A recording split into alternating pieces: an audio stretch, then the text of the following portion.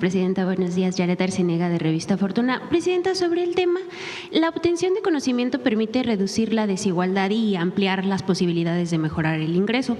¿En qué medida la plataforma Saberes se está enfocando en este tipo de conocimiento que necesitamos en medio del incremento histórico de inversión extranjera directa y el Plan México? Pero también se está pensando, también saber si se está pensando en las comunidades y pueblos originarios y afromexicanos, dándoles acceso al conocimiento pues en sus dialectos. Lenguas. Bueno, Saberes MX tiene, no es estas plataformas tecnológicas que solamente le dan a cualquiera que entre la posibilidad de aprender a programar, inteligencia artificial, todo lo nuevo que pues se está incorporando desde hace prácticamente un año, que antes no existía y que hoy pues es parte también ya de pues el nuevo mercado laboral, como se llama. Entonces, no solamente va a tener eso, sí lo va a tener, y con certificaciones relacionadas con educación superior. Con instituciones de educación superior.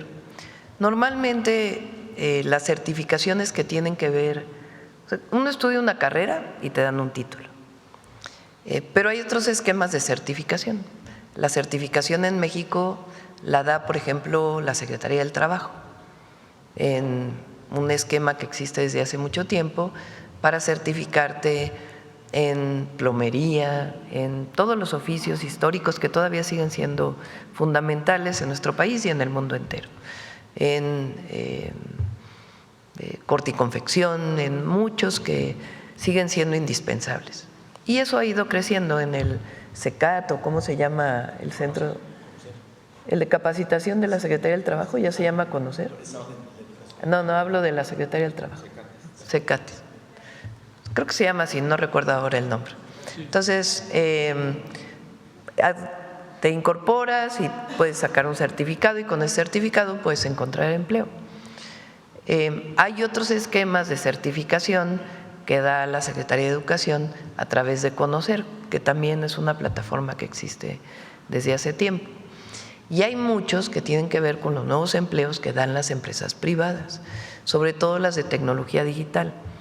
Yo que sé, Google, Amazon, todas estas que están certificando y certificando. Mucho de esto tiene que ver con que ya la certificación ya no la da una universidad, sino que la da una empresa de tecnología digital. Que eso va a seguir existiendo y pues qué bueno que exista y que siga adelante. Nosotros lo que queremos es fortalecer las instituciones públicas. ¿Cómo fortalecemos las instituciones públicas? Pues apoyando obviamente todo lo que se requiera para su desarrollo, orientando particularmente a los tecnológicos, a que los jóvenes no solamente tengan la formación en una carrera tecnológica, sino que tengan una formación integral, que también sepan de historia de México, que también sepan de filosofía, porque es indispensable para el desarrollo tecnológico. No se puede generar una disciplina tan aislada y tan especializada sin tener una formación integral como ser humano, como persona. Entonces, eso lo estamos haciendo desde la media superior y también la superior. Pero ahora, y eso fue algo que han trabajado mucho Mario y Ricardo, es cómo hacemos para que las instituciones públicas y la SEP dé certificaciones en distintas áreas, desde por la paz y contra las adicciones hasta una certificación en programación o en inteligencia artificial, o una certificación que tenga que ver con el náhuatl o con el mixteco, o que tenga que ver con pues toda la gama de conocimientos. Por eso se llama saberes, cómo cultivar la milpa y al mismo tiempo cómo utilizar las mejores tecnologías para aumentar la productividad de tu parcela, en fin, toda la gama con un conocimiento integral. ¿Y quién certifica? La SEP o las instituciones de educación pública. De esa manera, las universidades, los tecnológicos, no solamente se quedan con el título histórico, que es indispensable y hay que seguir trabajándolo y estamos ampliando la matrícula, sino que también existe la certificación pública y gratuita, porque hoy la mayor parte de las certificaciones tienes que tener dinero para poderla obtener. Entonces, con Saber SMX, el objetivo es que tengas tu certificación en distintas, le llaman microcredenciales, gratuita. Claro, es un curso que tienes que ir pasando tus exámenes y lo que tengas que hacer para poder tener tu certificación. Entonces, la apertura del conocimiento vinculada con las instituciones de educación superior, en donde pues nos coloca como país y a la educación como un derecho, también en otro marco, no solamente en la escuela, sino en esta gran plataforma que vamos a ir alimentando. Entonces, de eso se trata Saber SMX.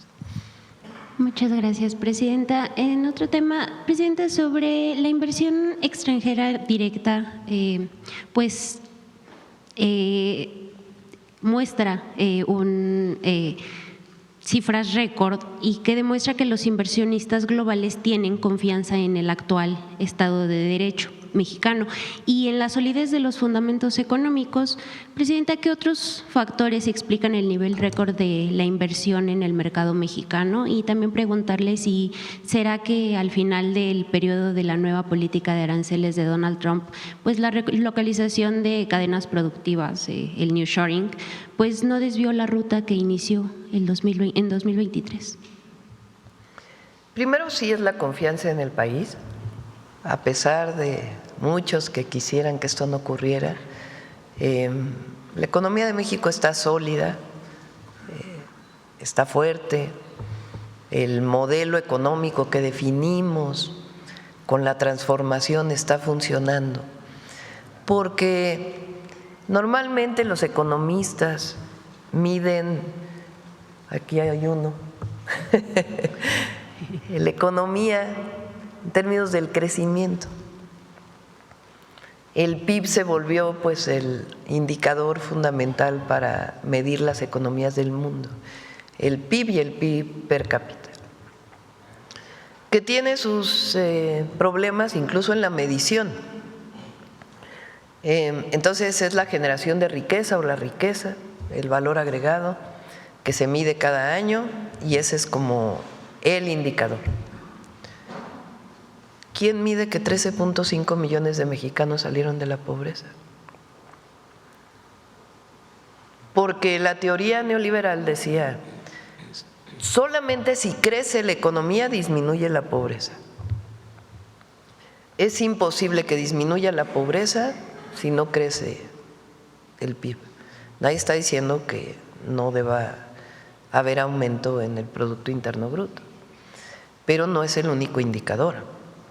¿Cómo mide el PIB si hay más número de personas con educación superior o con preparatoria o que saben leer y escribir? ¿Cómo mide el PIB la disminución de la desigualdad? No lo mide. Este debate tiene muchísimos años. Entonces, la economía de México, pues sí, no tuvimos tanto crecimiento este año, por muchas razones. No tiene que ver, como dicen luego nuestros adversarios políticos, que es por la reforma al Poder Judicial, no. Tiene que ver con cómo ha crecido la economía de Estados Unidos, la situación de aranceles internacionales, no solamente con México, tiene que ver con la caída de la demanda en Estados Unidos. La caída de la demanda en Estados Unidos, por ejemplo, de automóviles, pues tiene que ver con que no hay más exportación de automóviles en México, no solamente un tema de tarifa, tiene que ver con muchos temas. Pero está aumentando el empleo. Octubre fue el año de mayor número de empleos histórico en el país y un crecimiento en el mes de octubre muy importante. ¿Cómo medimos que ahora las plataformas, quien trabaja en plataformas tiene seguridad social? Pues eso no lo mide el PIB. Entonces, no es el único indicador. Y eso lo ven los inversionistas también. Y nuestra cercanía con el principal mercado mundial, que es Estados Unidos, va a seguir generando inversiones en México. Que a lo mejor ya no es la industria automotriz la que va a crecer más, pero ahora está creciendo la electrónica. Mucha inversión en electrónica en México. ¿Por qué? Pues porque hay una integración muy importante, porque existe un tratado comercial y además hay una buena relación. Entonces, obviamente en el momento en que se resuelva la revisión del tratado, pues todavía va a haber mayor certidumbre para la inversión, sobre todo extranjera. Pero la inversión extranjera directa habla de una economía sólida. Hay mucha también financiera. Eso quiere decir que el peso está bien, que no ven riesgos en el peso en México, si no, no estarían pues comprando pesos, ¿verdad? Entonces, yo soy muy positiva de cómo va a cerrar el año y muy positiva de cómo nos va a ir en el 2026, muy, muy positiva. Lo veo, hablo con muchos empresarios nacionales, extranjeros, hasta con los fondos de inversión. Tenemos un programa muy importante de crecimiento de la inversión pública el próximo año a través de diferentes esquemas. Entonces, hay confianza y va a haber más. Muchas gracias, presidente. En un segundo tema, en Revista Fortuna se publicó una entrevista con el financiero que, pues para prestarle a Ricardo Salinas Pliego $170 millones, tomó en garantía un paquete de acciones de Grupo Electra. No se reveló pues fue una operación que no se reveló, por cierto, a los inversionistas del mercado de valores. Vladimir Sklarov aseguró en la entrevista vía telefónica que Astor fue una empresa que se constituyó en Canadá a petición del propio Salinas Pliego y que no pues existe tal estafa o la estafa que el señor pues acusa. Además, reveló que algunas estrategias legales que permitieron a Salinas Pliego adelantarse a un juicio en el que pues el presidente de Electra tendría que constituir garantías y revelar su patrimonio. Por su parte, la agencia Bloomberg reveló que en el mismo juicio en Londres, el juez reprendió al equipo legal de Salinas Pliego por obtener información a través de prácticas de inteligencia corporativa y de espionaje. Presidenta, ¿qué nos dice este caso sobre la manera de conducirse de este pues empresario que debe pagar pues ya sus impuestos según la Suprema Corte de Justicia de la Nación? Bueno, pues qué bueno que lo informa. También, bueno, aquí informamos, porque nos lo preguntaron ustedes, de una reversión también que tuvo del Tribunal de Justicia de la Ciudad de México. También recientemente me informaron que él no había dado información a la Bolsa Mexicana de Valores, creo que es, ¿no? Durante 2 años, y ahora se le está obligando a que dé esa información. Él se amparó, bueno, el grupo se amparó para no dar esta información. Entonces sí han sido varios temas que no solamente tienen que ver con la Corte o con el Poder Judicial en México, sino a nivel internacional. Entonces, bueno, ya que cada quien saque sus conclusiones sobre esta información. Presidenta, sobre este mismo tema, muchas veces se ha expuesto aquí en la conferencia, usted lo ha dicho y todos nos hemos dado cuenta, que la televisora, que TV Azteca, pues habla abiertamente en contra de el gobierno, muy abiertamente. Preguntarle, presidenta, ¿esto no estaría violando el interés de los derechos de los televidentes, de los... Y luego dicen que somos audiencias autoritarios, que no hay libertad de expresión. ¿No viola esto el derecho de las audiencias, presidenta? Sí, pues tiene que verlo, eso le corresponde pues a las instancias, ¿no? A la comisión, o evaluar esto. Ellos buscan que nosotros caigamos en una acción que les permita decir, ven qué autoritarios son. Y no, por eso dije, no vamos a caer en provocaciones de ningún tipo. Nosotros vamos a actuar en el marco de la ley. Entonces, actúa en el marco de la ley. Ahora sí la Corte cumple ya con la Constitución, ya no hay privilegios. Y las instituciones del Gobierno de México también, lo que diga la ley. Pero es muy importante que se conozca, porque imagínense si no existiera la mañanera. Imagínense, no podríamos responder un montón de temas, no podríamos estar en el debate. Yo creo que le va a ir siendo muy contraproducente, muy contraproducente. Ellos están queriendo seguir una línea, no solamente contra la presidenta, de manera muy ofensiva, por cierto, y contra el Gobierno de México, lo que representamos, el partido del que venimos, sino una línea de mucho odio, mucha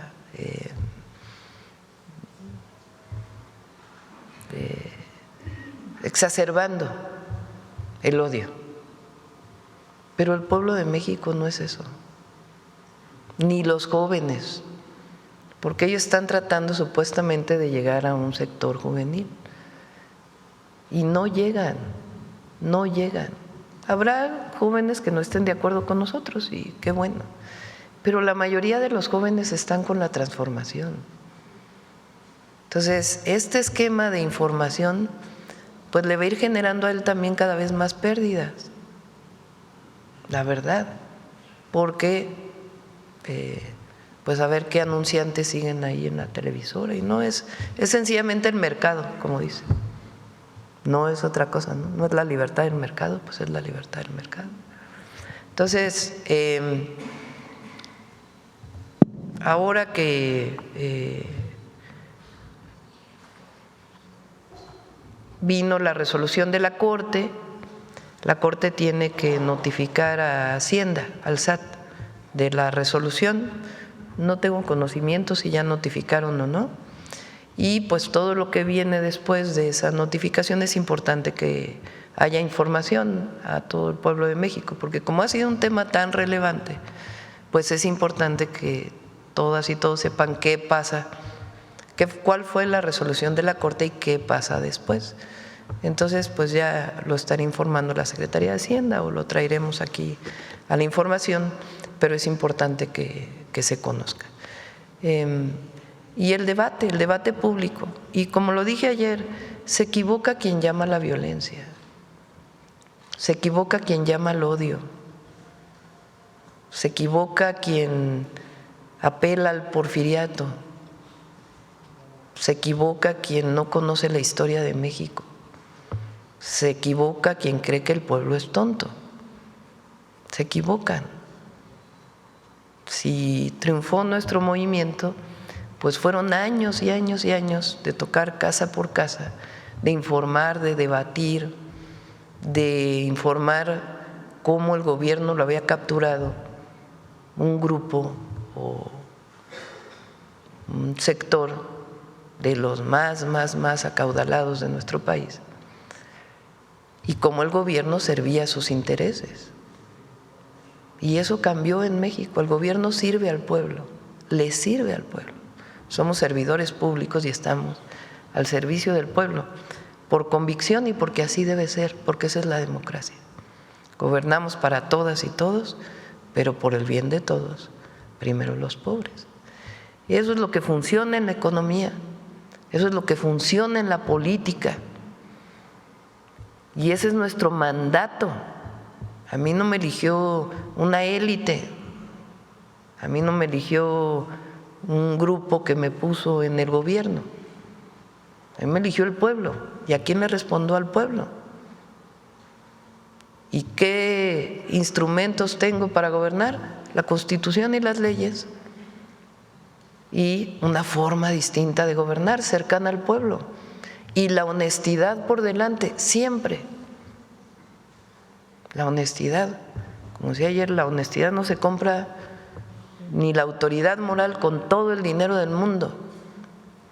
El más acaudalado de los acaudalados del mundo entero, si no se ha comportado con honestidad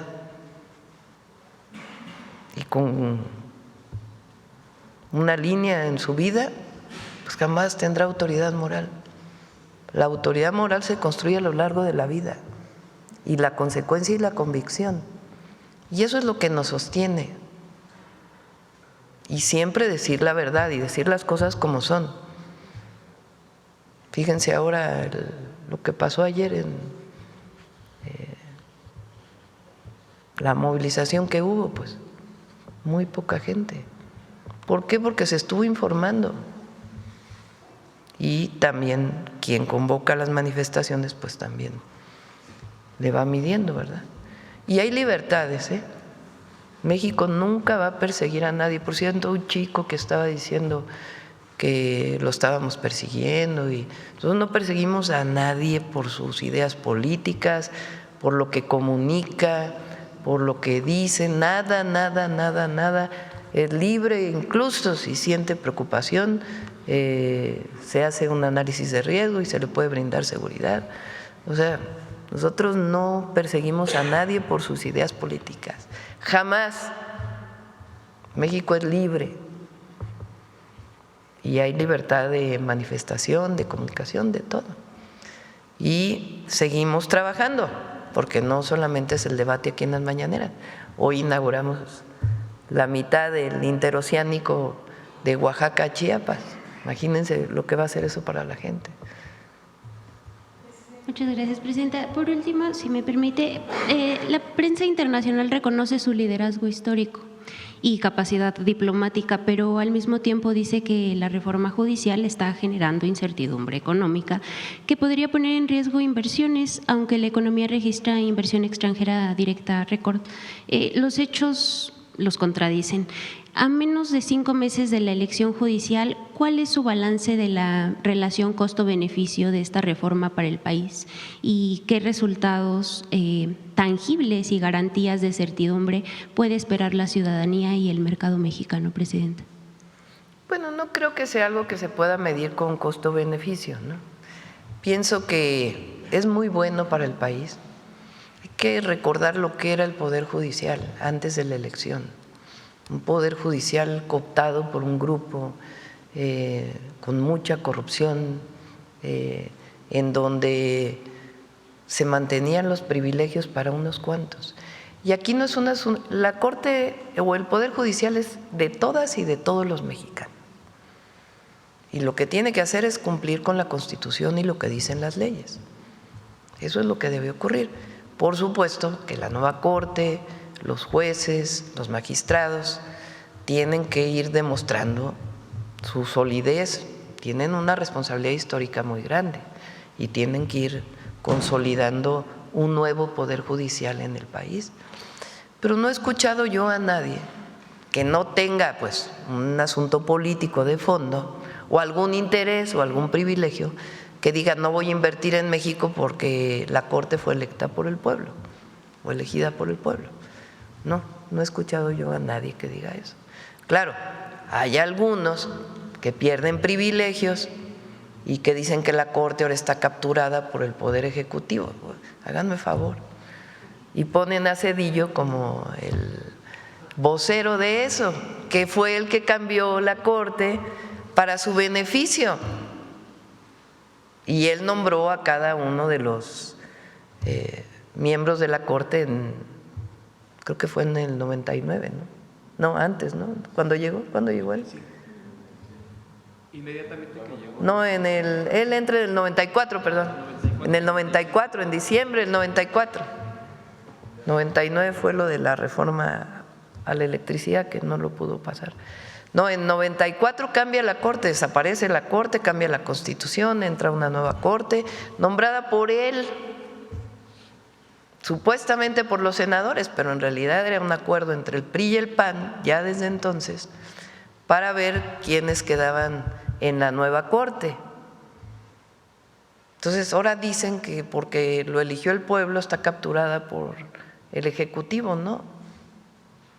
Las y los ministros los eligió el pueblo de México y tienen ellos que ir demostrando día con día su solidez y su entrega a México, y con la ley y la Constitución en la mano. Pues Juárez es su guía. Entonces, no hay nadie. ¿Sí? La inversión extranjera en México va a seguir llegando. Y además, qué bueno que llegue. ¿Qué tiene que cumplir? Pues las leyes mexicanas. Eso es todo. Muchas gracias, presidenta. Buen día. Sobre el tema. Buenos días, presidenta y invitados. Soy Yesenia Peralta de Business Energy de Tabasco y Punto CDMX. Bueno, la pregunta obligada, presidenta Fátima Bosch se coronó como Miss Universe. Sí, tabasqueña. Tabasqueña, estamos muy orgullosos de ella. Solo una, ¿cuál es su comentario al respecto? Pues muchas felicidades a ella. Siempre tiene su cuestionamiento el concurso de Miss Universo, ¿no? Pero no vamos a entrar en ese debate. Solamente pero a mí me gustó de ella, aparte de pues todo lo que tiene que ver con que ella levanta la voz en un momento en donde siente que hay una injusticia contra ella, y es un ejemplo en ese momento, porque es, digamos, lo que tiene que ver con el concurso, y pues siempre bueno, ayer vi un video de Tabasco, ¿no? Nos unimos todos, bueno, el día de ayer estaban ahí aplaudiendo en el estado. Pero digo, más allá del propio concurso y demás, que se puede platicar de eso en otro momento, a mí me gustó de ella que levanta la voz cuando siente que hay una injusticia, y eso es un ejemplo. Valentía. Sí, para todas y todos los mexicanos, y para las mujeres. Yo digo en los mítines, ya quedó atrás aquella cosa que decían, calladita te ves más bonita. Las mujeres nos vemos más bonitas cuando hablamos y cuando participamos. Y ella levanta la voz, dice hay una injusticia, no me parece, se levanta. Se va, tienen que pedirle disculpas y acaba ganando el concurso, ¿no? Entonces es un ejemplo de que cuando hay una injusticia, y particularmente para las mujeres, hay que levantar la voz. Sí, solo terminando, retomando su discurso de ayer, el que piense que las mujeres son débiles sí. Está equivocado. Exactamente. Gracias, presidenta. Bueno, voy al tema.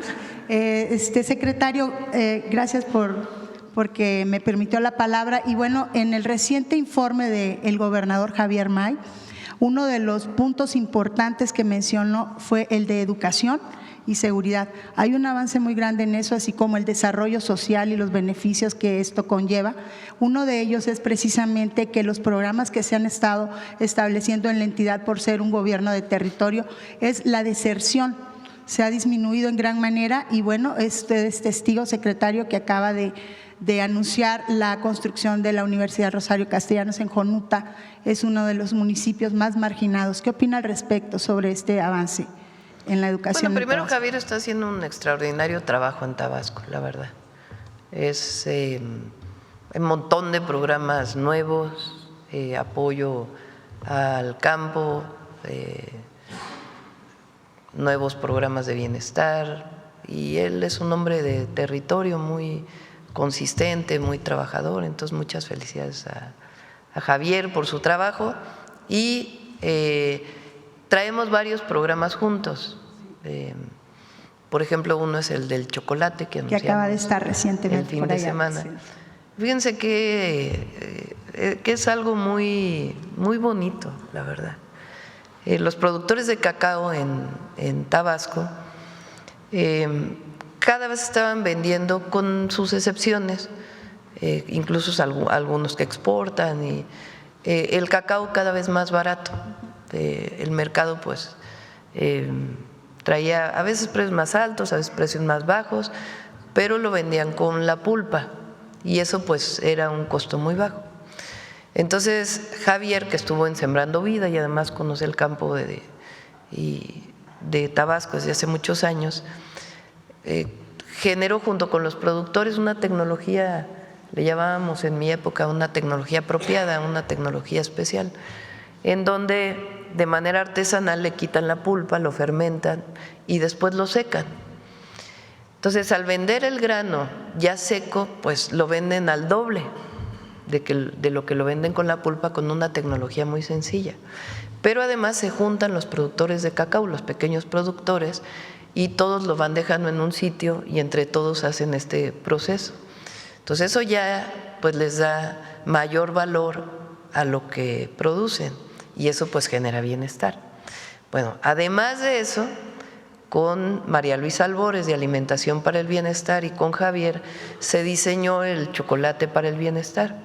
Entonces, de ahí que se está haciendo ahorita, se compra el cacao y se maquila el chocolate y se vende en las tiendas del bienestar, que es chocolate pues que tiene 50%, 75% de cacao, a diferencia del comercial que a veces tienen 2% y lo demás pues es otros ingredientes. Entonces ahora ya no se va a maquilar la producción de chocolate, sino que se va a construir una planta productora de chocolate. Y entonces lo que va a permitir es que le llegue a los productores mayor ingreso. Y no es mucho recurso, es sencillamente cambiar el esquema en donde no se da un apoyo, digamos, directamente por el precio del cacao que estaba en pulpa, sino se les ayuda todo el proceso de valor agregado, de tal manera que el ingreso a las familias que se dedican al cacao pues ya es mayor.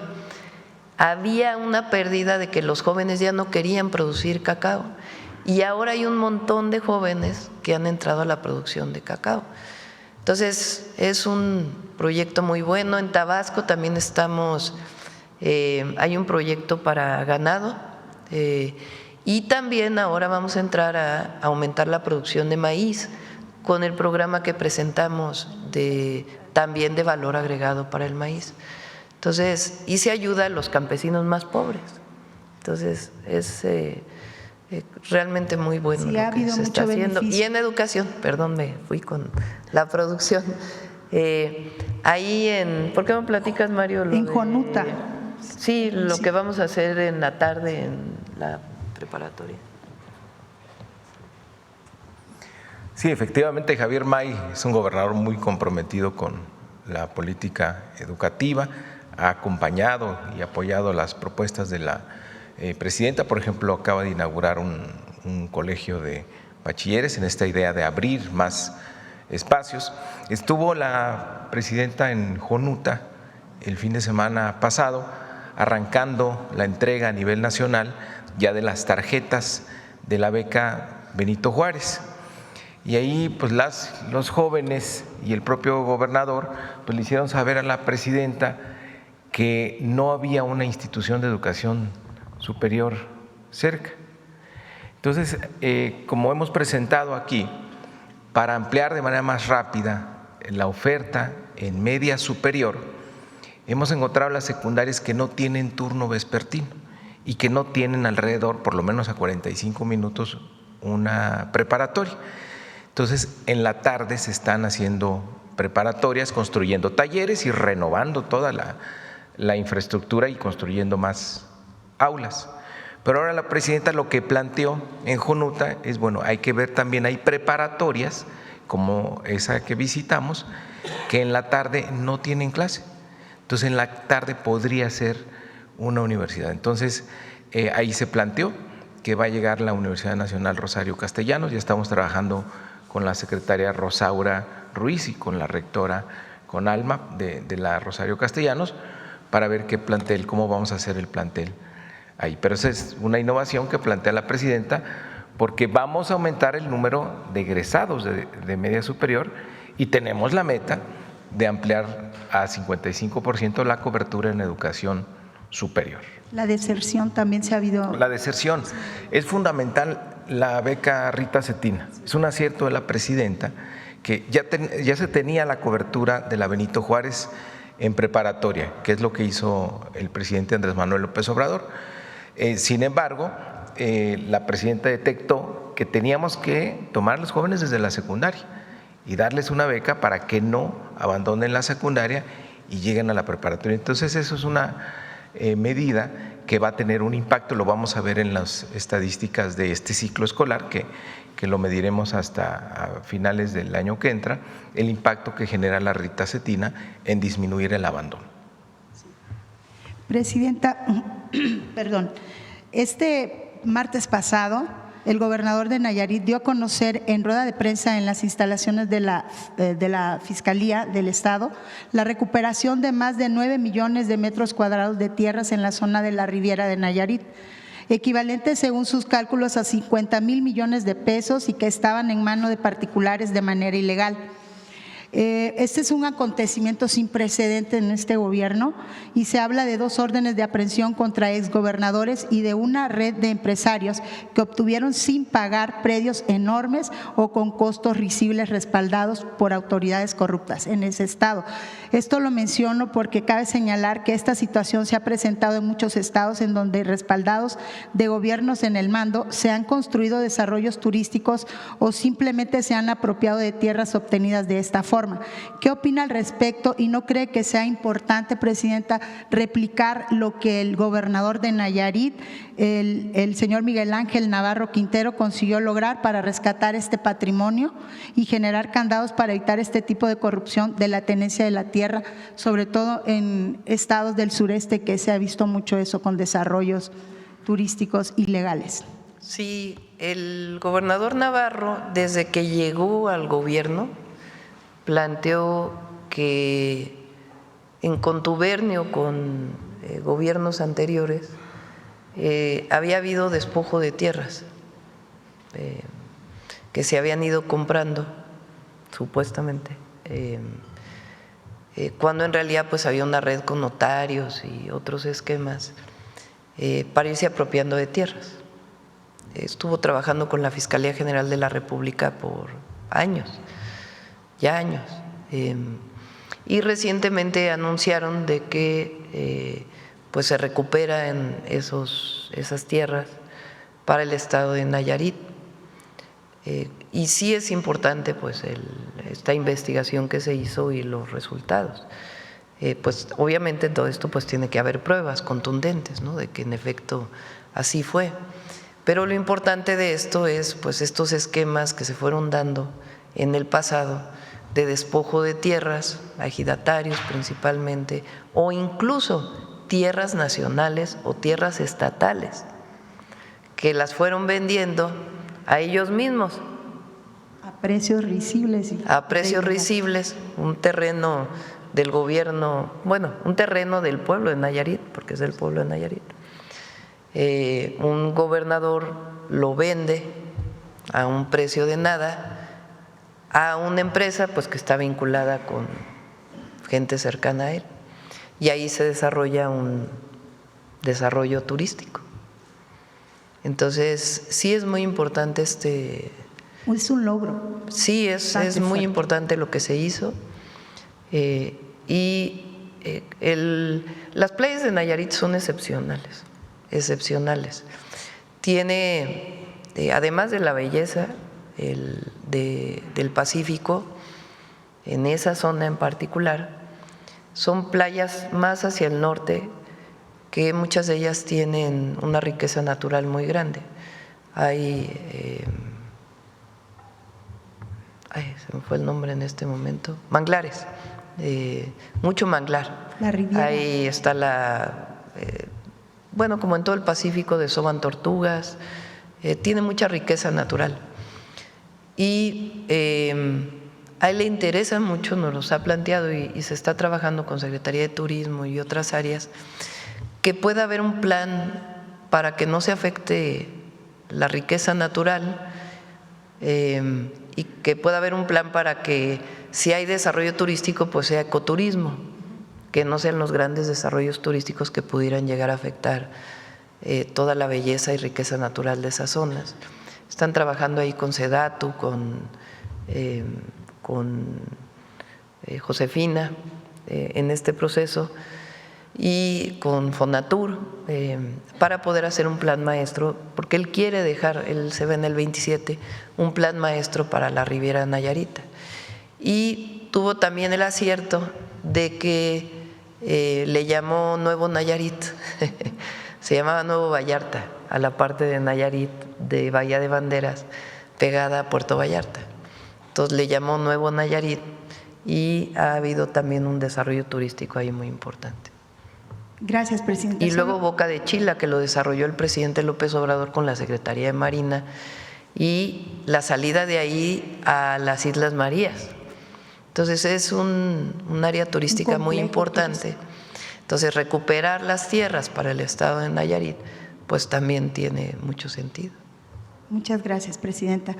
Solo concluyo, presidenta, en este momento en que Pemex se enfrenta el reto de equilibrar la producción, la transición energética y la sostenibilidad financiera, ¿cuál es su principal prioridad para garantizar que la empresa siga siendo un pilar estratégico del desarrollo nacional y sin comprometer, el medio ambiente ni las finanzas públicas? Mire, le comento, el día de ayer la diputada Rocío Abreu de la Comisión Nacional de Energía nos dijo en una entrevista que existe un gran avance en la estrategia de pagos, sobre todo en los rezagos que viene trayendo la paraestatal.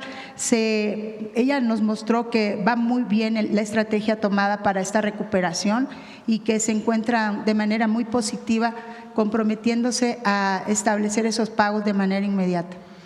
Lo más importante lo hicimos el año pasado, junto con diputados, senadores, Secretaría de Energía, Pemex, que fue el cambio constitucional y el cambio en las leyes, y recuperar a Pemex como empresa del pueblo de México. Es importantísimo. Pemex estaba dividida en en 4, desde Salinas de Gortari, dividió a Pemex en 4 filiales, no se llaman filiales, subsidiarias, 4 subsidiarias. El objetivo desde entonces de Salinas era vender las subsidiarias, que Pemex se quedara solamente con la producción de petróleo y que la transformación y otras áreas se fueran privatizando.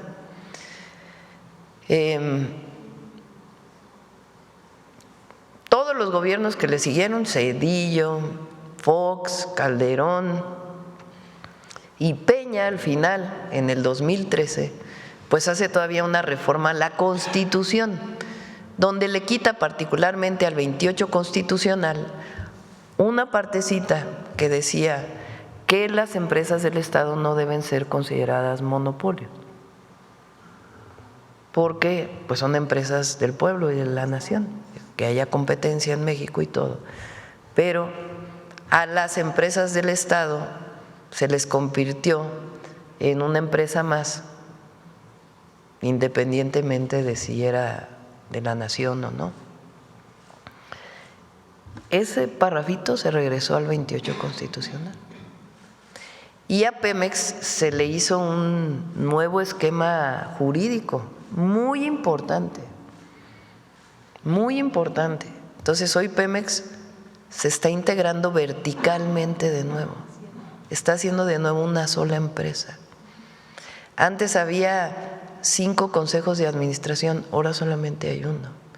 Un consejo de administración que toma decisiones. Eso, además de reducir burocracia y todo lo demás, pues consolida a la empresa como una empresa del Estado mexicano. Eso ha sido lo más importante de todo. Ya todas las estrategias posteriores, pues ya son parte pues de la estrategia que se ha estado haciendo con Hacienda, el propio Pemex. Yo tengo una reunión con ellos una vez a la semana donde estamos revisando.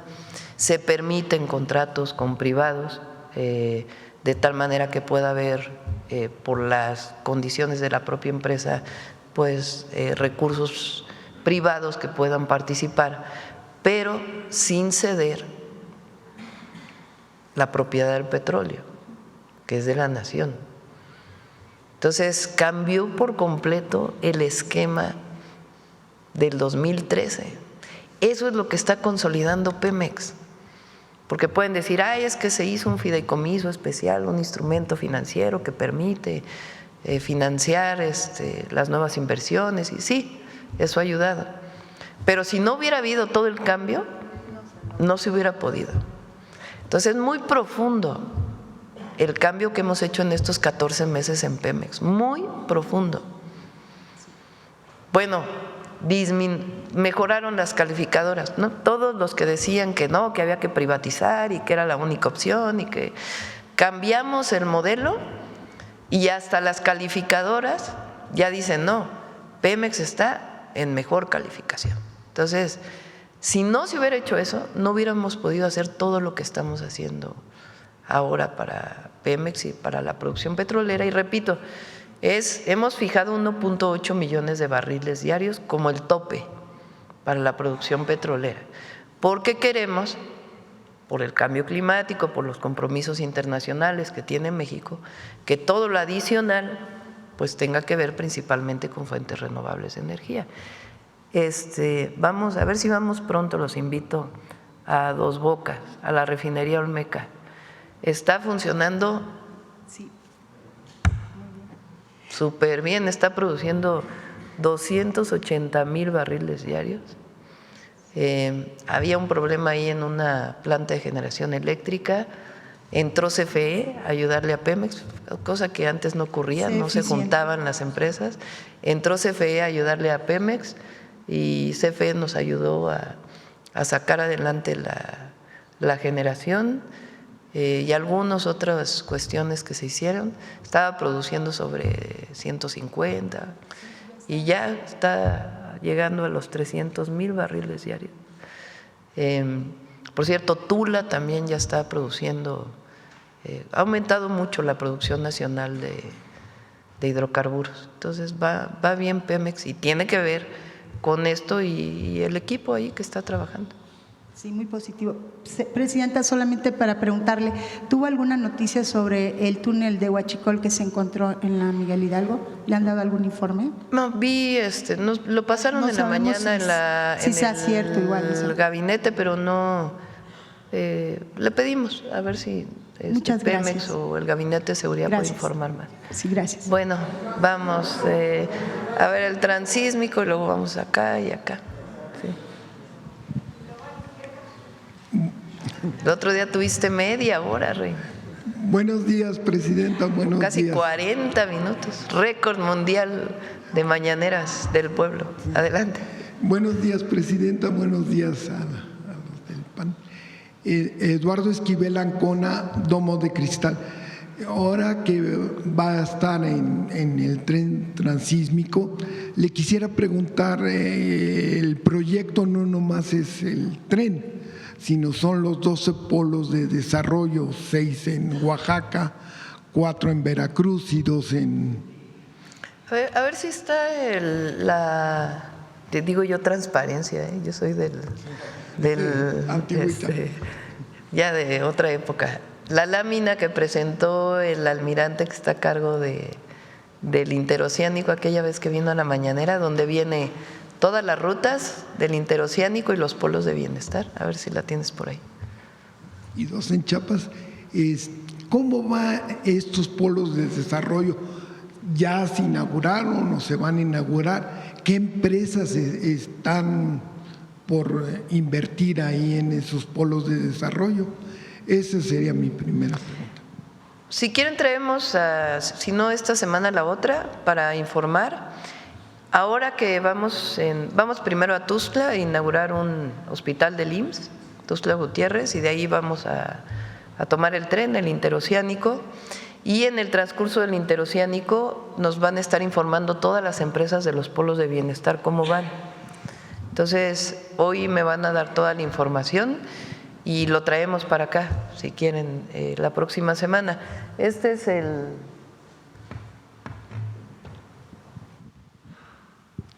Este es el interoceánico, es un proyecto hermosísimo, la verdad.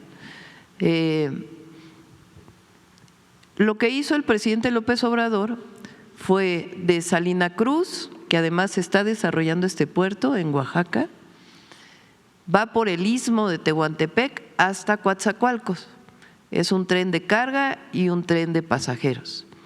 Y de ahí lo llevó a Teapa principalmente, prácticamente hasta acá. Ahora, ¿qué estamos haciendo? Estamos con la línea que se ve allá arriba, que es la que va a Dos Bocas, para que la refinería de Pemex y otras zonas industriales que están en Paraíso, Tabasco, puedan tener salida de sus mercancías. Y estamos haciendo esta, que ya había iniciado también con el presidente López Obrador, y nosotros la vamos a llevar hasta Ciudad Hidalgo, Guatemala. Entonces va de pues prácticamente Salina Cruz hasta Ciudad Hidalgo. Hoy vamos a inaugurar como hasta la mitad del camino, esta parte. Ahora, estos puntos que ven aquí, pues son los polos de bienestar, son predios en donde está habiendo inversiones. Entonces, lo tiene la Secretaría de Marina, se hace un concurso para ver quién desarrolla el polo con parques industriales o algún otro esquema. Se hace el desarrollo y hay inversión. Y ya van muy adelantados, que es lo que justamente me van a exponer hoy. Algunos de ellos ya estaban. Además, que fue justo lo que cuando fuimos a Guatemala acordamos con el presidente Arévalo, que además está haciendo un gran trabajo, lo mandamos saludar. La idea es que este tren pueda seguir por Guatemala. Y parece que ya van muy avanzados. Estaba el tema del puente, o sea, quién iba a construir en el puente, y dijimos que nosotros podemos construir para llegar hasta Guatemala, y de ahí ellos ya pues tienen esquemas con privados en donde tomarían el tren para desarrollarlo. Y esto puede ir por todo Centroamérica. Entonces realmente es una enorme visión. Y en el momento en que esté desarrollado Salina Cruz, todavía que ya va bastante avanzado también, no sé si vieron, en esta misma presentación viene cómo llegan coches de Hyundai, creo que es. A ver, pásalo.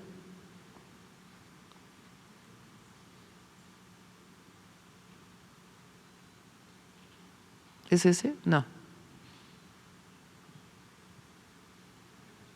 Miren, este es el que está haciendo Roberto Ayala, Dos Bocas. Ahí está, miren. Ya ven cómo llegó un barco con vehículos, y no son vehículos para el mercado nacional, sino que van a Europa. Entonces ya vienen de Asia, de Corea particularmente, descargan en Salina Cruz, se suben al tren, ahora sí que súbete al tren, se suben al tren, y en Coatzacoalcos se suben a otro barco y ya se dirigen a Europa. Entonces es un proyecto extraordinario y va muy bien, muy bien. En una segunda pregunta, hace unos días la Secretaría de Economía informó que concluyó las consultas internas del TEMEC, las internas. Parece ser que fue con mucho éxito porque los industriales mexicanos se pusieron de acuerdo en muchas cosas. Sin embargo, a nivel ya trilateral hay problemas porque no están muy de acuerdo tanto Estados Unidos como Canadá en la política energética de México.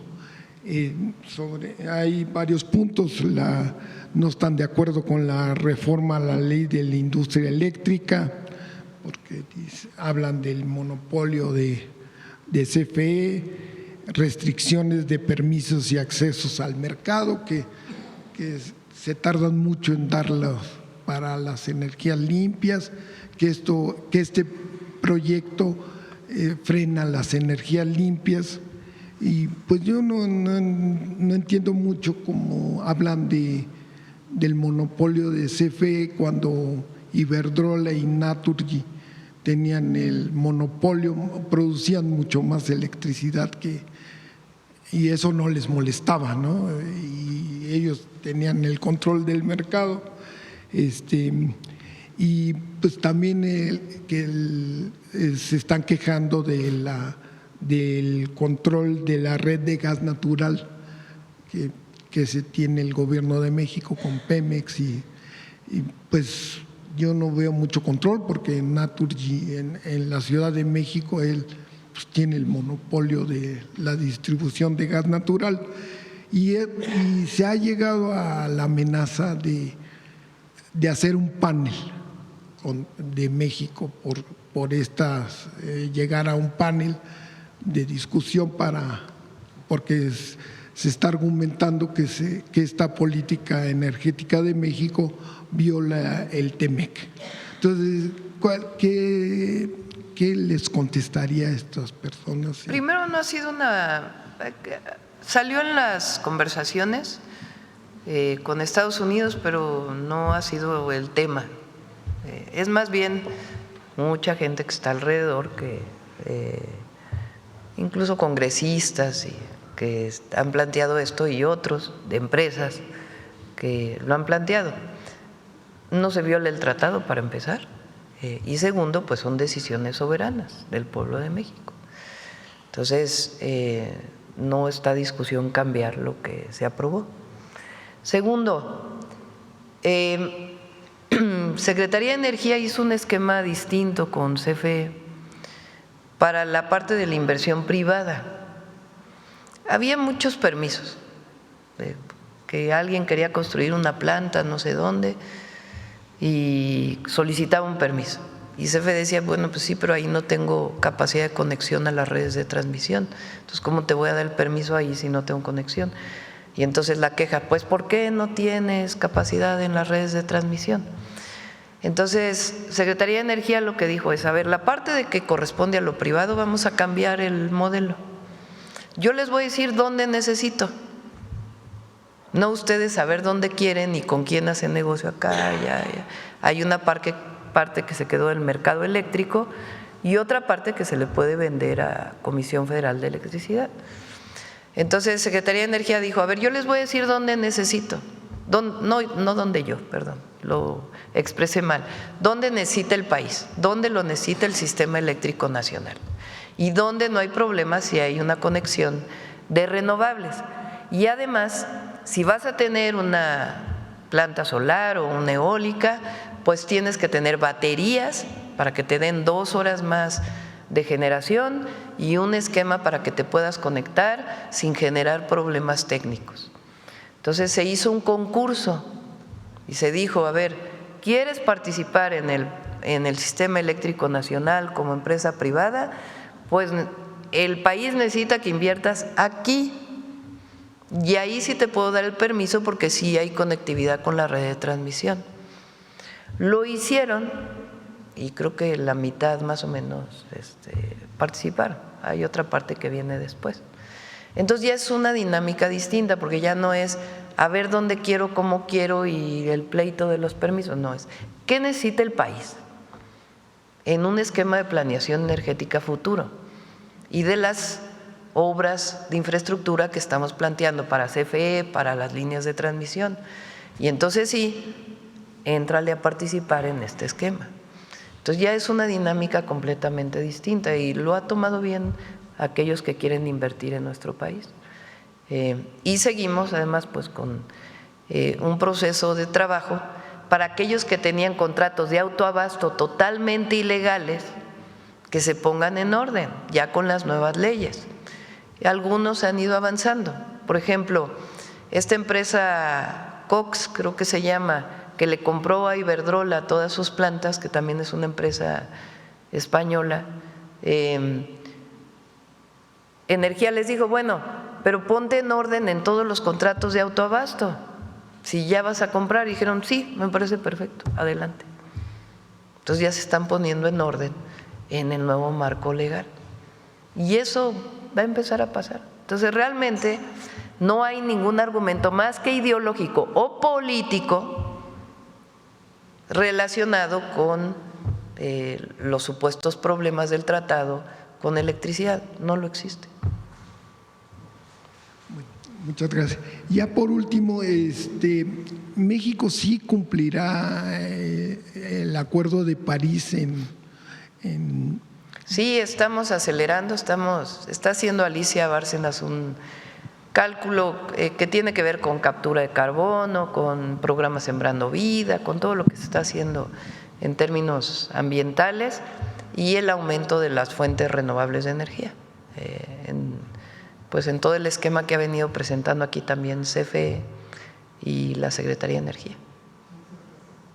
Sí. A ver, acá andan. Gracias, presidenta. Buenos días. Buenos días a todas y a todos. Nancy Flores, de la revista Contralínea.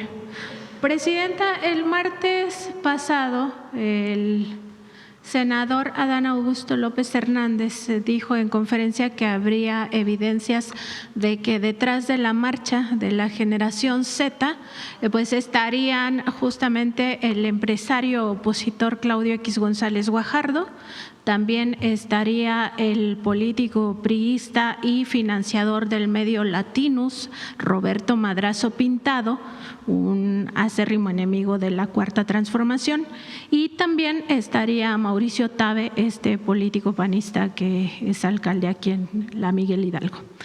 En todo esto llama la atención porque habría evidencias, de acuerdo con lo que dijo este senador, de que ellos habrían organizado esa marcha, pero también habrían dado algún tipo de financiamiento. Aquí la pregunta, presidenta, es justamente pues su opinión, saber su opinión acerca de que la derecha, no solo mexicana, porque también hay ligas con Atlas Network, que es esta organización, y otros exactamente, otros representantes de la ultraderecha internacional, pues están apostándole a la violencia en México con un claro objetivo, que es desestabilizar al país en una de lo que se conoce como las fases del golpe de Estado blando, donde se calienta la calle, así se le llama, ¿no? Se genera malestar y se generan protestas en calle. El tema es que viene pues toda la discusión de la reforma electoral, que les molesta mucho, y también el Mundial de Fútbol. Entonces, su opinión de cómo están apostándole a la violencia para desestabilizar política, económica y socialmente a México en un momento tan importante para el país. Aquí yo presenté una declaración del dirigente del PAN, de Jorge Romero. No es menor lo que él dijo en una entrevista. Y es importante que quienes estén aquí estén de acuerdo con nosotros o no, lo analicen, porque hay quien presenta algunos temas en sus medios y hay quien no. Pero Jorge Romero en una entrevista dijo abiertamente, a ver, ponlo,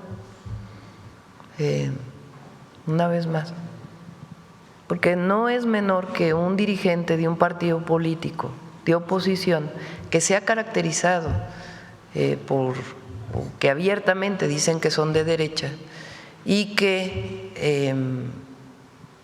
tienen su alianza con el PRIAN, porque todavía con el PRI pues histórica.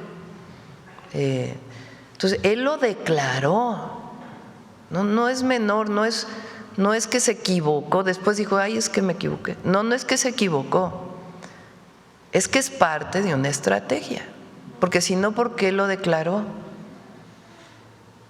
Se lo dijo abiertamente. Entonces es muy importante esto para el pueblo de México, para los jóvenes. No se debe apostar nunca a la violencia como forma de hacer política, más cuando vivimos en un país libre. Aquellos países caracterizados por el fascismo, por la no libertad de expresión, porque a cualquier persona que esté en contra del gobierno se le persigue y se le encarcela, como era en el Porfiriato. Por eso yo dije, recordemos el Porfiriato para todos aquellos que apelan a la ultraderecha. México ya pasó por eso. Entonces, él dice esto. lo que nos falta a la oposición literalmente es ya la violencia. Fíjense esa declaración. Ahora júntenlo con lo que dijo ayer, antier, me pareció muy interesante, el Congreso de la Ciudad de México, lo que dijeron algunos diputados del Congreso de la Ciudad, que muestran pruebas.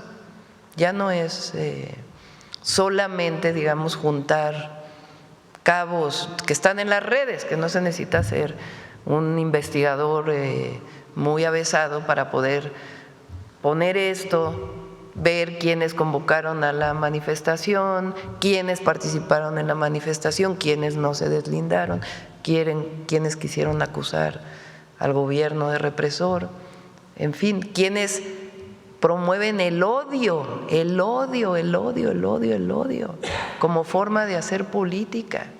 Es nada más, digamos, juntar lo que está en las redes. Bueno, está esta declaración y luego algunos diputados del Congreso de la Ciudad de México pues ya le pusieron nombres y mostraron algunas pruebas y van a hacer una comisión. Y me parece bien, la verdad, porque ocurrió en la Ciudad de México y con la policía de la Ciudad de México. Entonces, qué bueno pues que investiguen esta situación. Entonces, luego dicen que por qué decimos esto. Bueno, ¿qué opinan de esto? Todos los comentócratas, los que un día dicen una cosa y el día luego dicen otra cosa. Entonces, es muy importante que abramos esto,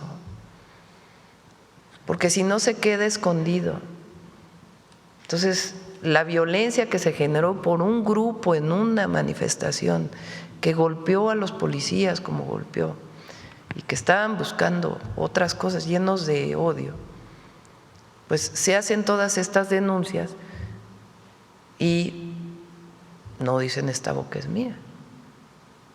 Entonces, ya los otros vínculos con Claudio X González, con otras personas, pues hay mucho que sale en las propias redes que se puede vincular. Entonces, no es un asunto más que de información pública y otras pues que con las propias investigaciones pudieran llegar a salir. Y no es importante porque y no es buscar algo en particular, sino quién convocó a la movilización, aquí se presentó.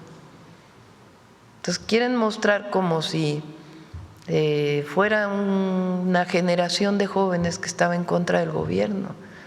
Pues no, ya se vio que no tiene nada que ver con eso. Entonces sí es importante y va a ir saliendo poco a poco, porque eso son cosas que no se pueden esconder. Presidenta, en otro tema también preguntarle si la Comisión Nacional Bancaria y de Valores ya le comentó qué decisión se tomó en torno al nombramiento que se hizo de Itzel Moreno Macías García como interventora gerente para la Casa Vector, Casa de Bolsa, luego de que el órgano interno de control de la CNBV pues determinó, más bien abrió una investigación para revisar si había un posible conflicto de interés. Ello porque esta persona, Itzel Moreno Macías García, pues fue quien supervisó entre 2014 y 2022 a estas instituciones, incluida Vector. Ella fue directora general de supervisión y también vicepresidenta de supervisión bursátil en ese mismo periodo en el que el FinCEN, este organismo de Estados Unidos, pues dice que podría haber operaciones de lavado de dinero. Entonces, preguntarle justamente si le informaron qué decisión se tomó, si se ratifica el cargo, ¿No si lo se informaron? suspende. A ver si pueden venir el secretario de Hacienda. Claro que la CNBV tiene sus propias, funciona como un consejo, pero el secretario de Hacienda, si no, bueno, en estos días, la próxima semana, para informar sobre la intervención de los dos bancos y de la Casa de Bolsa, para que sea público todo lo que ocurrió con esta intervención y en particular lo que nos están pidiendo de esta persona. ¿Y se podría informar también si se está investigando a los socios, a los accionistas o dueños de estas tres instituciones, Vector, Intercam y Cibanco? Hay nosotros, esto es importante, nosotros no encontramos ni de la UIF ni de Secretaría de Hacienda algún vínculo con la delincuencia organizada o con lavado de dinero. Sí tenían problemas en su operación administrativos y la CNBV, ¿sí se llama CNBV? Sí, les había hecho auditorías y había multas, pero más bien con su propia operación y las reglas que tienen que cumplir. Pero no hubo nada en las autoridades mexicanas, ni con la información que envió el Departamento del Tesoro de Estados Unidos, de que hubiera algún vínculo con la delincuencia organizada o con lavado de dinero. La información que envió Estados Unidos no fue suficiente para que las autoridades mexicanas pudieran poner una denuncia penal. ¿Por qué se intervienen los bancos y la casa de bolsa? Pues porque en el momento en que anuncia el Departamento del Tesoro, empiezan a sacar recursos de estos bancos y también la casa de bolsa. Entonces, de manera responsable, Hacienda y la CNBV intervienen para evitar que siga saliendo dinero y que pudiera tener una afectación al sistema financiero nacional. Esa fue la decisión que se tomó.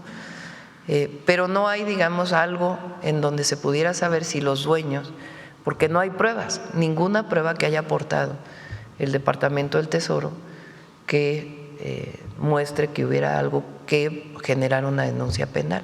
Hay otros casos donde interviene la UIF, muchos, en donde se presenta denuncia penal de inmediato porque hay presunción de lavado de dinero y ya tiene que hacerse una investigación ya penal de que en efecto hay lavado de dinero, pero en este caso no fue así. Gracias, Presidenta. En el caso de Petróleos Mexicanos, también preguntarle, porque tenemos información de que ya se habría alcanzado una producción de petrolíferos de un poco más de 1.300.000 barriles diarios. Saber si esta cifra se confirma y cómo contribuye en esta búsqueda de nuestra soberanía energética. Pemex trae 1.7 millones de barriles diarios. ¿Ya casi alcanzando la meta entonces? Sí. Los 100,000 adicionales los dan productores privados que tenían permisos desde las rondas aquellas que hicieron en el periodo de Peña. Entonces realmente hay una producción hoy de 1.8 millones de barriles diarios entre Pemex y la producción privada. Y Pemex está con esquemas diversos para que cuando se alcance la madurez de algún campo, de algún pozo, pueda haber producción adicional. Solo esta cifra del 1.3 millones de barriles diarios sería de refinados. Sí, de acuerdo. Es la producción de gasolina, los principales, ¿no?, que son gasolina, diésel y turbocinas, está sobre, creo que 800,000 barriles. Este dato que traes es el petróleo que entra, que son 1.1, si mal no me acuerdo, millones de barriles diarios. Hay un procesamiento y hay pues ciertas pérdidas de masa que ya se van a coque y otros productos. Pero de la principal producción está casi sobre 800,000. Gracias, Presidenta. Y también sobre Petróleos Mexicanos hay un tema pues interesante, porque en el sexenio de Enrique Peña Nieto se abandonaron unas plantas para producir diésel de bajo azufre. En ese momento esas plantas tuvieron una inversión de alrededor de 4,000 millones de dólares y se estima que el 50% sería todavía deuda, pero hay proyecto o un intento de proyecto para recuperar estas instalaciones. Preguntarle si eso no sería contraproducente, porque se abandonaron desde 2015, ya llevan una década en el abandono. En realidad lo que nos comentan es que estarían en ruinas, están instaladas en varias refinerías y el tema es que podría acabar siendo como lo de agronitrogenados o lo de Fertinal, que eran plantas chatarra cuando se vuelven a adquirir en el propio sexenio de Peña Nieto, y al final acaba costando muchísimo dinero recuperarlas. Era mucho mejor pues construir desde cero prácticamente esas plantas. Desde el gobierno del presidente López Obrador se invirtió en coquizadoras. Una refinería producía, hoy tenemos 8 refinerías, ¿no? 6 refinerías que son las históricas, una refinería más que es la Olmeca, Dos Bocas, Paraíso, Tabasco, y Deer Park, que ya es completamente de Pemex. Bueno, son 8 refinerías, una de ellas está en Texas. Las refinerías, las 6 refinerías históricas, digamos, producían gasolina, diésel y combustóleo. Combustóleo es un hidrocarburo que se utilizaba mucho para producir electricidad. Ese hidrocarburo tiene mucho azufre y es muy contaminante. Entonces, desde mucho tiempo atrás se buscó que hubiera coquizadoras. ¿Para qué? Para que las refinerías produzcan más gasolina, más diésel, menos combustóleo y quede un poquito que se llama coque, que ya es un producto pues casi sólido de los hidrocarburos, que se utiliza para las cementeras y tiene otros usos. Entonces, el presidente López Obrador invirtió en 2 coquizadoras que se habían empezado hace mucho y que una de ellas está ya prácticamente lista, por lo menos la primera etapa. Una coquizadora en Tula y otra coquizadora en Salina Cruz. Ambas están pues ya prácticamente, sobre todo la de Tula ya está funcionando y está produciendo mucho más gasolina Tula, y Salina Cruz pues va avanzando. Entonces son 2 proyectos que ya venían de antes. Lo que tiene que ver con Madero y otras refinerías que estaban prácticamente tiradas cuando llegó el presidente López Obrador, hoy están operando y también se están haciendo algunas cuestiones de mantenimiento mayor para que sigan produciendo. Entonces esa es la historia de las coquizadoras y eso también te ayuda a que se produzca gasolina con menos azufre. Entonces así están las obras en las refinerías. ¿Se podría revisar el tema de las plantas? Sí, se puede revisar, por supuesto, informar aquí, porque es cierto, se hicieron muchos contratos en el periodo de Calderón. Bueno, se prometió una refinería que nunca se hizo, más que media barda, y se hicieron muchas inversiones que la verdad pues se quedaron a la mitad. Entonces lo que decidió el presidente López Obrador, y creo que bien, porque están funcionando bien, es poner a funcionar. Además, ayuda mucho porque la gasolina de bajo azufre contamina menos. Gracias, presidenta. Sí. A ver acá. Ya son 9:25. A las 10 de la mañana nos vamos a… Sí, adelante. Buenos días, presidenta. Hans Salazar, de Noticiero en Redes. A propósito de lo que acaba de comentar mi compañera, me distraes. No, no es cierto. A propósito de esto que es muy importante, en el Congreso de la Ciudad de México se presentó hace un par de días señalamientos muy concretos con pruebas contra 2 alcaldes de la Ciudad de México. Una de ellas es la alcaldesa de Cuauhtémoc, Alejandra Rojo de la Vega, y el otro es uno de los ya mencionados de la Miguel Hidalgo, Mauricio Tabe, del PRI, del PAN, del PRIAN, al final de cuentas. Es una operación en la cual ellos enviaron golpeadores para atacar a policías el pasado sábado 15 de noviembre, y esto es muy delicado, pero ya se va a presentar, incluso ellos han dicho, los legisladores que han dicho esto ante la autoridad competente, y pues esto ya va develando. Incluso el día de ayer se ha mostrado, incluso en fotografías, gente cercana a esta alcaldesa que acabo de mencionar. ¿Usted confía en que todo esto se va a ir sabiendo poco a poco como se va develando, para precisamente ver quién y cómo se operó todo esto del 15, este ataque, esta violencia que se generó, Presidenta? Sí, repito, me parece bien que se haya hecho la comisión de investigación ahí en el Congreso. No sé si ya se hizo o no, pero lo plantearon en el Congreso de la ciudad, sí, porque no fue cualquier cosa lo que ocurrió el sábado. Entonces, es muy importante que se investigue, que se vea, y los congresos locales y el Congreso Federal tienen esas facultades, no es algo que esté fuera de sus facultades. Entonces me parece bien, y a todos estar pues viendo estas pruebas, esto que sale, que se informe en todo mundo, porque son cosas que no se pueden esconder, poco a poco va saliendo. Presidenta, aprovechando precisamente el tema de la Cuauhtémoc, de la alcaldía Cuauhtémoc, pues hace meses cuando se hizo la polémica y que se mostró que sí tenía un sustento legal de procedimientos para colocar un par de estatuas que simbolizan mucho para movimientos de izquierda, que es de Ernesto Che Guevara y Fidel Castro, y que no se ha sabido más sobre si se ha tramitado al respecto para que sean devueltas y sean de vuelta a la colocación de estas. ¿Sabrá de este trámite, Presidenta, qué pasó? No tengo el seguimiento, vamos a preguntar. Secretaría de Cultura envió en su momento un oficio, pero ya lo estaba viendo el gobierno de la Ciudad de México. Entonces hay que ver con la jefa de gobierno cómo va eso. Gracias, Presidenta. Cambiando totalmente de tema, hay un evento que se está desarrollando, se está realizando en Tokio, Japón, los Juegos Sordolímpicos. Ah, sí, me mandó Vermont, ¿verdad? Sí. Hoy en la mañana me mandó. Es muy importante porque tenemos una delegación mexicana, nos representan, ya llevan 2 medallas, es importante siempre reconocer a nuestros deportistas.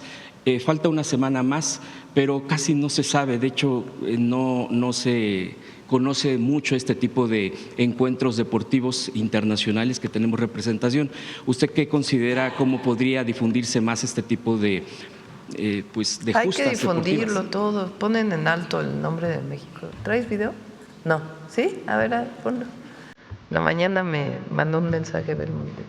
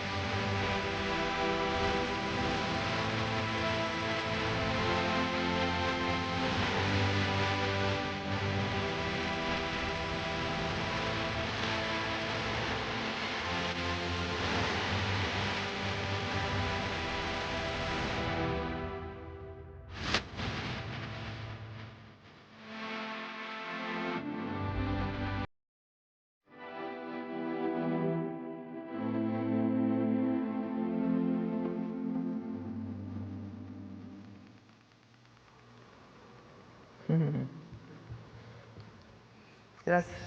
Y por último, Presidenta, el día de ayer se conmemoró nuestra Revolución Mexicana. Lo que dijo el general Trevilla me llamó mucho la atención de cómo lo dijo y en qué dimensión, que no quisiera pasar desapercibido, y ligarlo a lo que la compañera también ha comentado sobre el triunfo, aunque yo tampoco soy muy metido en esto, pero quisiera darle otro enfoque de Fátima Bosch, que es, ganó un certamen. internacional. El día de ayer el general habló sobre que con usted llegar una mujer presidenta como usted se salda un pendiente histórico, es decir, una mujer presidenta. Pero también lo ligo con lo que dijo hace no mucho también esta participante mexicana que ganó, Fátima Bosch, donde dice que con usted, la llegada de usted, es un hito en la historia de nuestro país, la llegada de usted, cómo llegó, con la fuerza, con el respaldo, con la continuidad que tiene, y además dice que esto que marca el que usted esté al frente, y que lo hemos visto a lo largo de sus recorridos en los videos en las redes, dijo Fátima Bosch, las niñas ahora ya pueden soñar a ser presidentas de una nación, las niñas mexicanas. Quisiera yo ligar estas dos declaraciones de personajes tan pues diferentes en sus ámbitos, el militar, el comandante, bueno, el general, perdón, secretario de la Defensa Nacional, y la pues triunfadora mexicana Fátima Bosch en este certamen de Miss Universo. Yo dije que al llegar era un símbolo que iba a permear. Obviamente las políticas que tenemos que hacer para apoyar a las mujeres, eliminar la violencia contra las mujeres y garantizar la igualdad, pues son muchas, porque no solo es llegar, es hacer, pero es un símbolo. Y se ve en instituciones que pudieran parecer muy cerradas, como el Ejército Mexicano, en donde hoy pues hay un reconocimiento a las mujeres del Ejército. Ayer ascendieron a general de brigada muchas mujeres que tienen que ver con medicina, con el área médica del Ejército, que también son militares. Pero también, incluso en la Marina, empieza a haber muchos mandos mujeres, también en el Ejército. Y es muy importante porque es también un cambio cultural, es también una revolución de las conciencias, es el que se reconozca a las mujeres en todos los ámbitos de la vida, y también un reconocimiento de las mujeres, del papel de las mujeres en la familia, también en el espacio más privado, que no haya violencia, que haya igualdad en todos los espacios de la vida. Entonces, sí es significativo. Además, yo agradezco mucho, la verdad, al general secretario, al almirante secretario. Son hombres muy formados, personas muy formadas, muy completas, muy patriotas y con mucha capacidad. Y además, pues ahora están reconociendo el papel de la mujer dentro de sus instituciones. Y eso es muy alentador. ¿Algún mensaje para Fátima Bosch? Muchas felicidades. Un aplauso.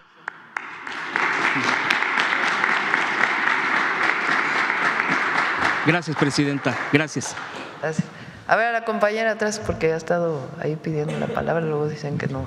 Gracias. Damos la palabra y ya cerramos porque Sí, falta suave. gracias, Patria. presidenta. Buenos días, Judith Sánchez Reyes, de Perspectivas MX y Radio Milet. Preguntarle, el próximo lunes 24 de noviembre está convocado un paro carretero por parte de transportistas y productores. En ese sentido, preguntarle si están buscando o van a buscar algún acercamiento con los líderes para evitar justamente este paro. Va a dar información la Secretaría de Gobernación. Han estado en contacto con ellos. No es algo, digamos, que quieran diálogo, porque hay diálogo. Entonces, más tarde, el día de hoy, creo que van a dar información tanto el secretario de Agricultura como la secretaria de Gobernación.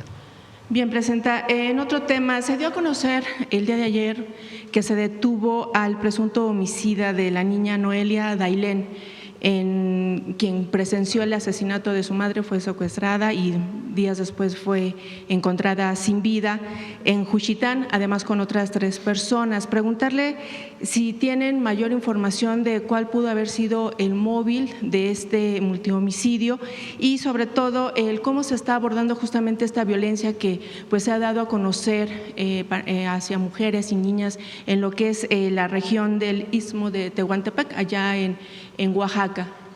Voy a pedirle también al Gabinete de Seguridad que pueda informar si hay más investigaciones. Todavía sigue la investigación, pero que puedan informar. Y, Presidenta, bueno, preguntarle también sobre algunos avances de la investigación sobre el caso de Hernán Bermúdez. No sé si se ha podido comprobar nexos con otros exfuncionarios en Tabasco en lo que tiene que ver con la operatividad de este grupo delincuencial y también no sé si pudieran detallar un poco cuáles fueron esas cuestiones técnicas de las que se habló por las que el traslado de Paraguay a México fue más de 30 horas y estas escalas en Bogotá, en Campeche y Tapachula hasta para poder llegar a Toluca. No sé si haya un poco más de información. El fiscal, ¿no? Una vez que estuvo aquí en seguridad lo informó el propio fiscal, eso ya se informó. Y sobre las investigaciones también el Gabinete de Seguridad puede informar. ¿Cuál es el estado de salud de esta persona, Presidenta? Le pregunto porque regularmente cuando se da la detención de este tipo de personajes resulta que pues luego tienen problemas de salud y tienen algunos privilegios o se resguarda de una manera diferente. Que tenga información, no tiene ningún problema. ¿Y se va a acoger o sabe usted si se podría él acoger al criterio de colaboración? Tiene que decir la Fiscalía. A ver, la Fiscalía realiza sus investigaciones. El Gabinete de Seguridad participa en las investigaciones como coadyuvante de la Fiscalía General de la República, pero es la Fiscalía General de la República o la Fiscalía del Estado de Tabasco quien tiene que dar la información. Ellos son los que llevan las investigaciones y los que tienen que dar la información pública de los avances. Al ser un tema relevante, Presidenta, ¿cuándo pudiera el fiscal darnos un poco más de información acerca de este tema? Su detención ya tiene un poco más de 2 meses. Pues el fiscal puede informar de esto. O sea, depende del fiscal.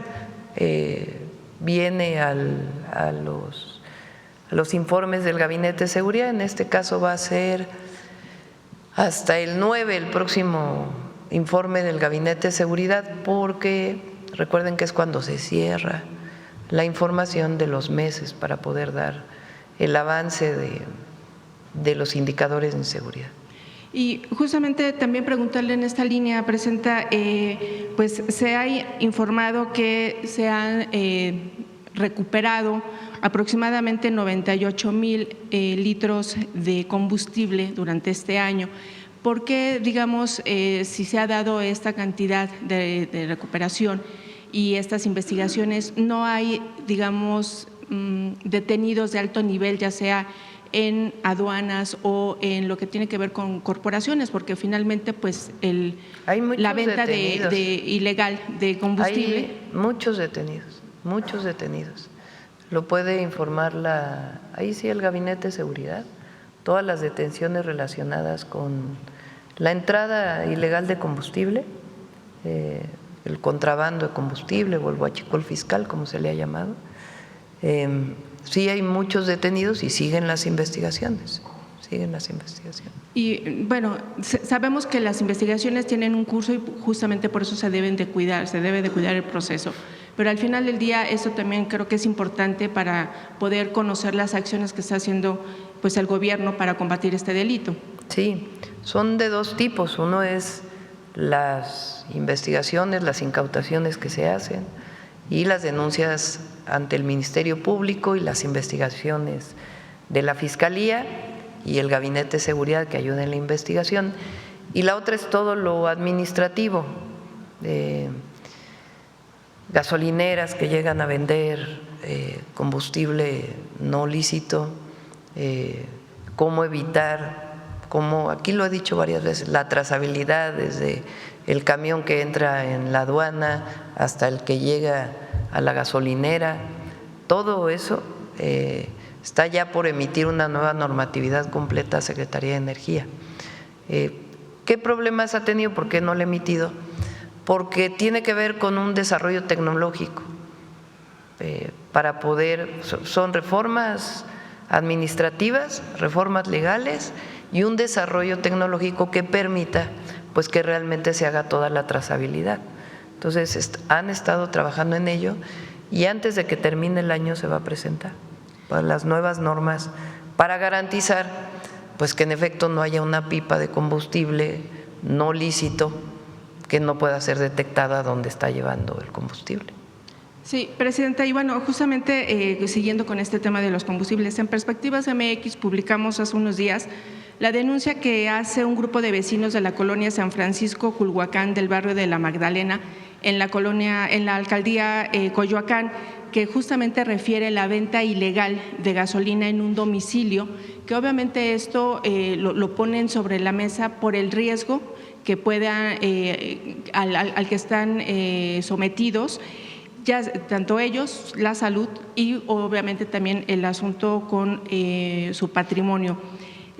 Estos vecinos ya hicieron de conocimiento esta situación al director general jurídico y de gobierno de esta alcaldía y no han realizado ninguna inspección al respecto. En ese sentido, preguntarle, hace un momento también le referían aquí de un domicilio en donde también se encontraban este asunto del huachicol en otra alcaldía. En la Ciudad de México, ¿cómo se está manejando esto entre los 3 niveles de gobierno justamente para evitar pues el riesgo que implica que estos domicilios, estos sitios estén alrededor de viviendas? Hay delitos del Foro Común y delitos federales. La venta de combustible ilegal es un delito federal, pero Protección Civil, otros no, más bien otros delitos. Okay. Entonces, algunos tendrá que ver la Policía de la Ciudad y la Fiscalía General de Justicia de la Ciudad de México, y qué bueno que nos dices esto para que podamos pedirle al Gabinete de Seguridad que intervenga con la Fiscalía General de la República. Y finalmente, Presidenta, también de acuerdo a una investigación periodística de Artículo 7, se reveló que en el Congreso de Tamaulipas existe una nómina secreta en la que figuró de primera instancia la esposa del diputado morenista Humberto Prieto, quien aparece como beneficiaria de 10 pagos de 20,000 pesos cada uno, todos realizados durante el 2023, sin que su nombre figurara en la lista pública del personal, es decir, de asesores o personas de confianza o de base. De acuerdo a esta investigación periodística, se da a conocer también que estos pagos los cobró teniendo residencia en Texas y además, bueno, ahí se da una lista de otros personajes. Preguntarle cómo se está combatiendo, cómo está combatiendo usted desde su gobierno este tipo de actos de nepotismo, pues de alguna manera también de uso de recursos públicos para beneficios personales, ¿no? de ciertos personajes que están dentro del gobierno o de la estructura gubernamental hacia familiares o amigos. Bueno, hay que investigarlo. Una parte de eso, pues repito, tiene que ver con investigaciones estatales, pero ya que lo denuncias aquí en la mañanera, pues que se revise, se investigue y si hay un delito, pues que se sancione. Y ya nada más finalmente, Presidenta, preguntarle, ¿ya usted formalizó la denuncia contra esta persona que la acosó hace unas semanas? Sí, no fui directo al Ministerio Público, me dijo la fiscal de la ciudad que con enviar un documento, envié el documento explicando exactamente lo que fue, firmado por mí y lo envié directo a la fiscalía. Esta persona ya está detenida obviamente por otras acusaciones, pero ¿no hubiese sido importante que usted presentara de manera formal la denuncia? Si es necesario lo hago. El tema es que la propia fiscal me dijo con que usted envíe es suficiente para que se incorpore en la carpeta de investigación. Muchas gracias, Presidenta. Además, no es, eso hay que sancionarlo y hay que denunciarlo y no debe ocurrir en nuestro país. El martes 25 de noviembre viene Citlali, presentamos lo que nos comprometimos, es el día contra la violencia hacia las mujeres, o ¿cómo se llama exactamente? Día Internacional, a ver cómo se llama.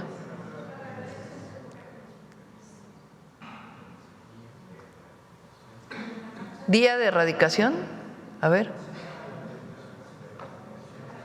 25 de noviembre, Día Internacional de la Erradicación de la Violencia contra las Mujeres. Viene Citlali, ya hay acuerdo con muchos gobiernos estatales para poder hacer las presentaciones a los congresos de las fiscalías, de pues todas las instituciones, los tribunales de justicia, para que se sancione cualquier acoso o abuso a cualquier mujer en nuestro país. Y además la campaña que me comprometí, que el próximo martes 25 la presentamos. Ya, suave patria, vámonos, 9:47. Con su permiso, Presidenta. Juna, Presidenta. Juna, secretario. Juna, amigos, amigas. Juna, desde Palacio Nacional. Les acabo de saludar en la lengua Omdi Odi. Es el ayapaneco, como muchos lo conocen, la lengua que se habla en el estado de Tabasco. México es un país construido por las manos de su gente. En cada región, en cada pueblo, las tradiciones se trabajan y se cuecen a fuego lento de la memoria. Y en estas tierras norteñas, donde el viento del Golfo acaricia montes y llanuras, vive un arte que resguarda historias antiguas, la alfarería. Hay prácticas que hablan por sí solas. Basta un pedazo de barro entre los dedos para narrar las vivencias de nuestras abuelas y nuestras comunidades. Cuando las mujeres y hombres de los pueblos originarios moldean la arcilla y la transforman en cántaros, ollas, figuras y vasijas, dan forma a un México vivo y profundamente creativo. El tiempo ha convertido este oficio en algo más que una labor. Es un tributo a quienes con paciencia y sabiduría convierten la tierra en arte. Hoy en Suave Patria y con el permiso de usted, Presidenta, amigas y amigos, les compartimos el siguiente video.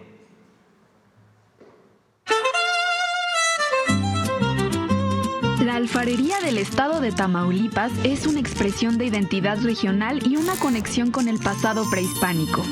Sus técnicas y características coinciden con restos arqueológicos encontrados en sitios como el Sabinito y Balcón de Montezuma.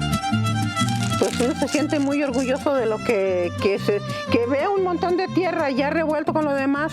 Se siente muy orgulloso porque se ven muy bonitos, ya más cuando están listos para salir al mercado. Pues se emociona uno, que ya hizo una cosa, ya hizo otra y pues va a hacer otra. Yo hago de distintos, me mandan a hacer y los hago. Las ollas y comales son esenciales en la cocina tamaulipeca.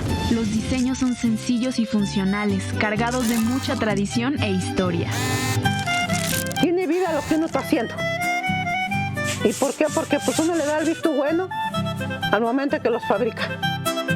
Cuando uno va uniendo las manos en eso, se siente fresco y siente uno que va a solucionar muchas cosas con estar haciendo esto. ¿Por qué? Porque, pues como le digo, es el sustento de la casa y pues a eso me dedico y yo siento muy bien cuando empiezo a fabricar lo que yo sé hacer. Pues sí, me siento feliz, porque pues, ¿cómo cree que no me voy a sentir feliz? Me vienen y me visitan y pues cada rato me vienen a visitar unos y otros. Y le digo yo, pues, me siento bien.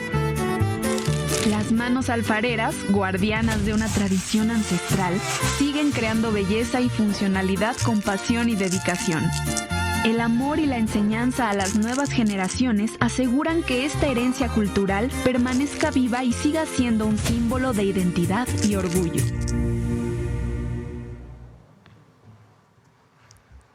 Es un orgullo ver que el barro cobra vida entre recuerdos y generaciones. Por eso, la alfarería mantiene encendido el espíritu de los tamaulipecos en cada fogón y en cada horno. Y desde Palacio Nacional ofrecemos nuestro más sincero agradecimiento a todas las artesanas y artesanos que dialogan con la tierra, que moldean la memoria de su gente y transmiten con mucho orgullo a las siguientes generaciones. Porque el arte siempre guarda lo mejor de nosotros, desde una vasija que conserva el agua de nuestra familia hasta una pieza que conserva siglos de historia y de tradición. Dios Yoja, muchas gracias.